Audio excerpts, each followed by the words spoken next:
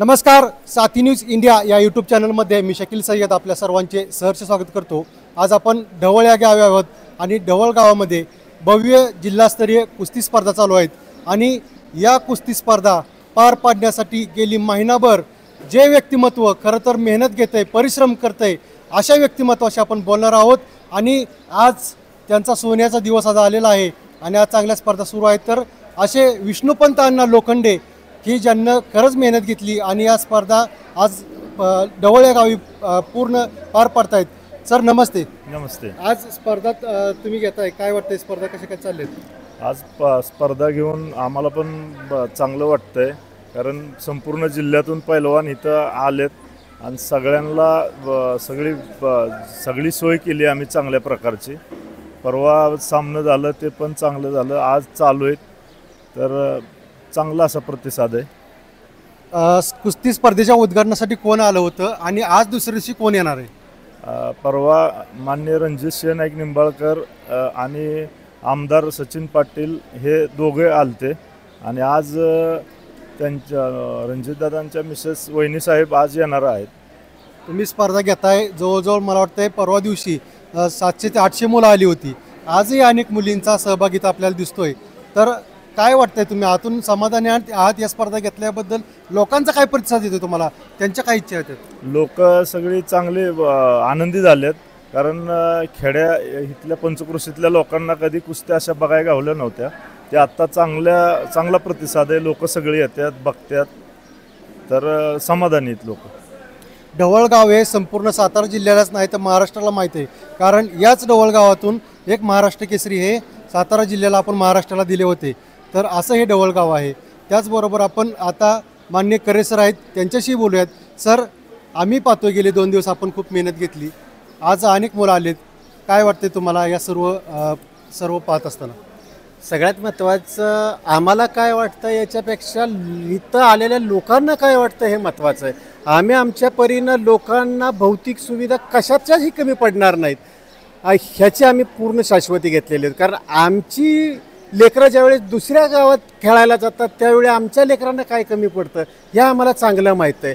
म्हणून आम्ही इथं जितकं आमच्या पोरांना आम्हाला हवं असं वाटतं ते देण्याचा प्रयत्न केलेला आहे। म्हणजे उत्कृष्ट मॅट, 2 सुसज्ज मॅट आहेत, सगळी व्यवस्था केलेली आहे। मुलं आल्यानंतर बैठक व्यवस्था आहे, सामन्याचा आनंद घेता आला पाहिजे।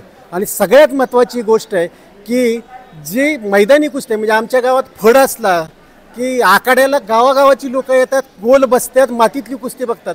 मातीतल्या कुस्तीला खऱ्या अर्थानं गावातील आश्रय भेटला, पण गादीवरच्या कुस्तीला आजपर्यंत तेवढा आश्रय भेटला नाही। ही गादीवरची कुस्ती ही आंतरराष्ट्रीय कुस्ती आहे आणि ही आंतरराष्ट्रीय कुस्ती आमच्या गावातल्या प्रत्येक नागरिकाला कळावी, इथल्या पालकांना कळावी आणि त्यांनाही वाटावं जर तिथं विनेश फोगट आंतरराष्ट्रीय कुस्तीमध्ये मेडल आणत असेल, कदाचित उद्या आमच्याच गावातली एखादी मुलगी आंतरराष्ट्रीय मेडल आणलं। आमच्या शिवधडीची अमृता ढेकळे 2024ची सिल्वर मेडलिस्ट आहे आणि राष्ट्रीय कुस्ती स्पर्धेची। आमच्याच गावची सृष्टी करे ही खेलो इंडियाची कांस्य पदक विजेते, गेली 3 वर्ष झालं राष्ट्रीय स्तरावरती प्रतिनिधित्व करते महाराष्ट्राचं। कदाचित ही संख्या मोठ्या प्रमाणात वाढावी म्हणून आमचे मित्र संदीप भाऊ शेंडगे स्वतः तालीम चालवत आहेत। बरं, त्यांना तालीम चालवता काय करतायत, 1 रुपया घेत नाहीत, स्वतःच खिशातले काढून टाकतायत आणि पोरांना शिकवतायत।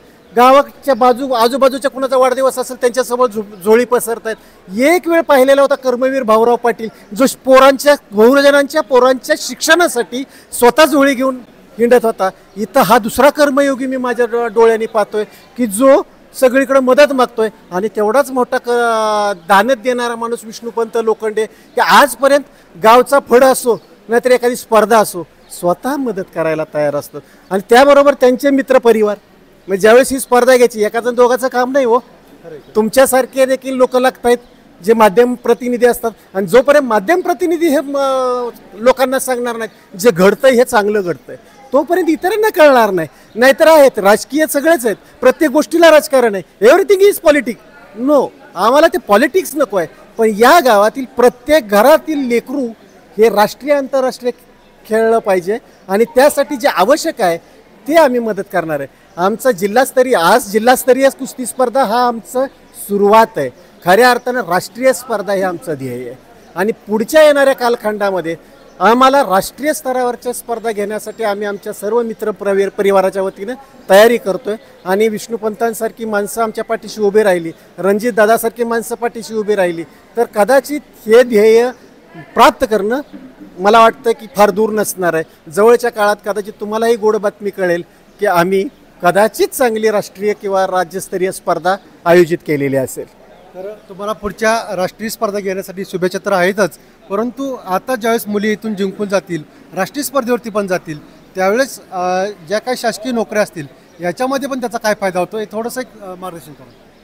सगळ्यात पहिली गोष्ट आहे 10वी आणि 12वीसाठी काही मार्क ह्या विद्यार्थ्यांना शालेय कुस्ती स्पर्धेमध्ये किंवा फेडरेशनने आयोजित केलेल्या ज्या स्पर्धा असतात त्या स्पर्धांमध्ये घेतलेले जे विशेष प्रावीण्यधारक विद्यार्थी असतील त्यांना पहिलं गुण मिळतात 10वीला आणि 12वीला.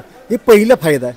दुसरा फायदा, काही % जागा शासकीय कोट्यामध्ये रिझर्व आहेत खेळाडूंसाठी. 5% जागा रिझर्व आहेत.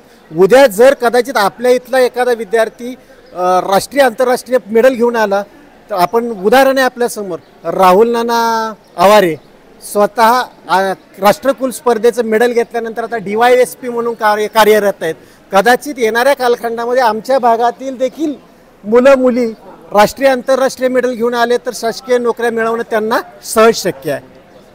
धन्यवाद सर. तर अजून एक व्यक्तिमत्व जे सर या एक मिनिट थोडं, जे वाघमोडे सर आहेत, खरं तर आज तुमच्याबरोबर सहकार्याने काम करतायत. सर, एवढ्या मोठ्या स्पर्धा आहेत, काय वाटतं तुम्हाला? अतिशय उत्कृष्टपणे या ठिकाणी सर्व नियोजन झालेलं आहे.